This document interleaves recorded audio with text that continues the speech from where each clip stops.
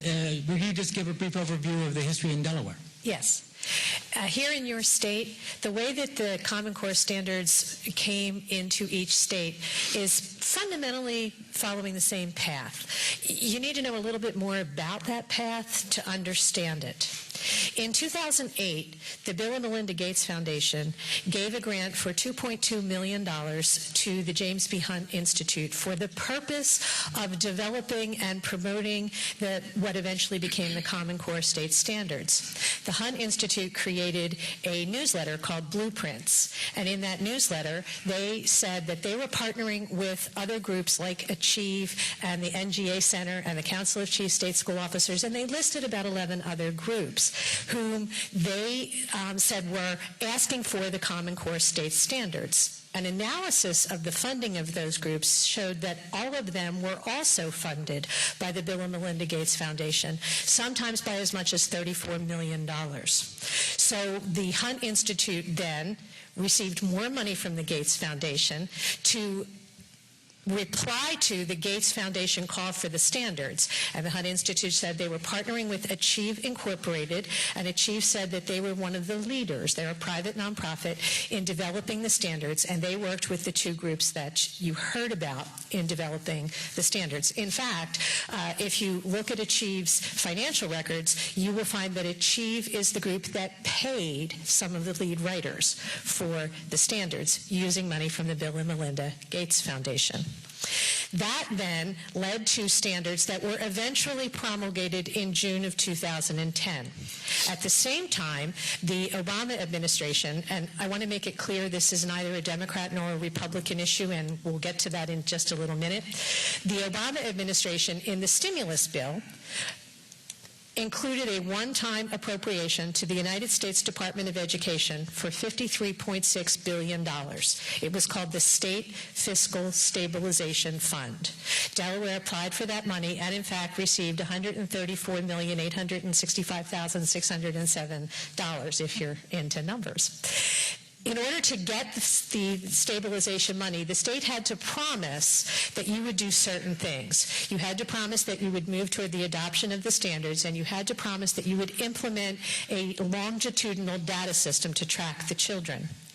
If your stabilization fund money was received and approved by the federal government, then you were eligible to apply for Race to the Top funds.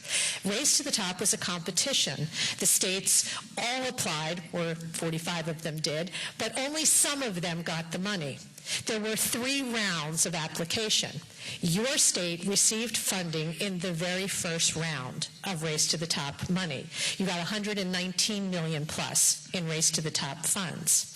Your Race to the Top application was dated in January of 2010, and in that application, your state promised the federal government that they would adopt and implement the Common Core standards, which I just told you weren't made available until June of 2010.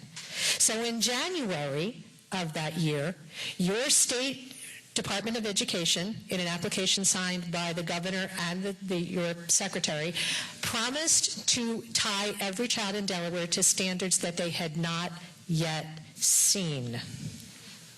Every state followed that timetable. The standards were adopted by state governments sight unseen and were mandated upon every child and every teacher in the state before anybody saw them. In addition to Race to the Top, which was a competition, the federal government had a mandate. You've probably heard of it. It's called No Child Left Behind. It's a really famous federal law. No Child Left Behind is not a standalone law. Constitutionally, the United States government has no role in the education in your states. One more minute on this one. Okay. The way they get around it is they give money. That money was first appropriated in a law called the Elementary and Secondary Education Act, or ESEA. When the federal government gives money, you give this much money for this much time.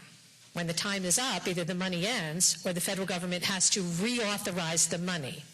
No Child Left Behind was the 2001 reauthorization of the Elementary and Secondary Education Act. And No Child Left Behind required that every state prove by the close of the 2013-2014 school year that 100% of the children in your state would be proficient in math and reading. Well, that's impossible. So all the states asked for what was called flexibility. They wanted a waiver. And your state, in fact, in February of 2012, applied for a waiver.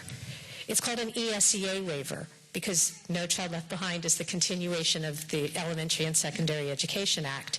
To get the waiver, the state had to promise that they were either adopting the Common Core state standards or that they would adopt their own standards. But if they used their own, they had to promise 100% proficiency.